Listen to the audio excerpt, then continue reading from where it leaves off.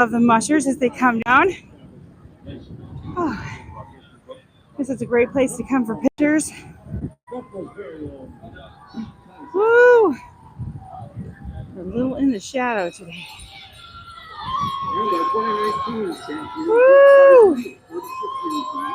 All right. There's some sun. All right. They're going to go all the way down to Cordova Street and take a sharp right-hand turn. So it's kind of fun to hang on the corner down there, too, as the mushers try and control their very eager dogs around a pretty sharp corner. They've got 2 sleds on each one of these teams right now. And the second sled is holding what we call an Iditarod.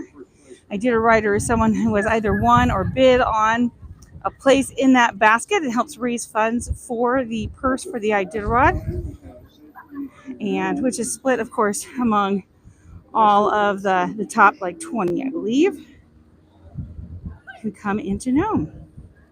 Oh, there we go. Ooh. All right, let's see who's coming next. We're a couple blocks away from the start line. This little parking garage here is accessed off of 5th and C Street. There's an elevator. We took the stairs and we came up to the 3rd level, but there's a couple more levels, and so you can get up even a little bit higher if you want to get some amazing pictures of some of the dog races. Now, these aren't the only dog races we have here.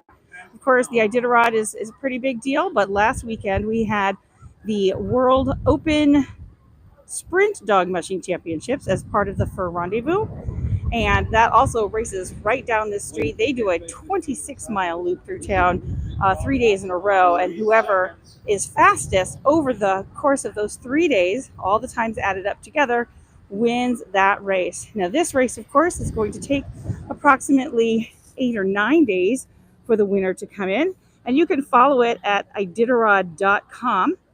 There's a couple rules of the race that are good to know. Here, we're doing the countdown for the next musher. 3, 2, 1, and off they go from the start line there over on 4th and D Street. At the last great race. Kaiser. He is a musher that we know the name of. A lot of the mushers who are out here are like family legacies. So you see people who have their parents have run in the Iditarod, their grandparents have run in the Iditarod, and they're mushing families. That's what they do. So anyway, some of the rules that they have on the way, of course, there are veterinarians at each checkpoint, making sure that everybody's dogs are doing well. You may not add any new dogs into your team once you start the race, but you can drop dogs. And a veterinarian can also pull your dog if they don't feel like they're doing well enough to continue on the race. There's some mandatory rest periods. Every musher has to do a mandatory 24-hour rest period and a mandatory 8-hour rest period. And then the very last, one of the last stops is safety, where they are required to do another 24-hour rest stop. And that's just, for the safety of the dogs and the mushers. And it's a very interesting part of the race, because someone might look like they're in first place, but someone else can be behind them and already have taken their 24-hour rest period, where the person in first place has not. And so that really changes the race pretty dramatically in the middle of it. So if you go to the website, you'll be able to see some special symbols that are put by the mushers' names, so you can see whether they've done their rest periods and which ones they've done and where they took them. And that's part of the strategy. Nobody tells anybody else where they're going to be resting. Sometimes they decide to rest out on the trail, but more often at these checkpoints that are along the way. And it's a pretty exciting race to follow. We have another musher starting off. 4, 3, 2, 1. Go! There we go. Whoops. All right. That's the last great race on Earth.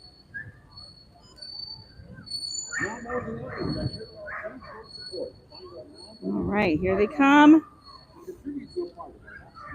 What's another fun thing to watch? You can look at some of the legacies, like the Seavey family and the Mackey family and the Reddington family. But you know, there's a lot more. The Boozer family, they all have parents and children who have or currently run in the Iditarod. Here we go. Super fun. They only have one sled, so they are all together on the one sled, including their Iditarider. And dogs are looking great. All right. Well, I hope you enjoyed a little peek at the 2024 Iditarod, and we'll be posting videos later about the race.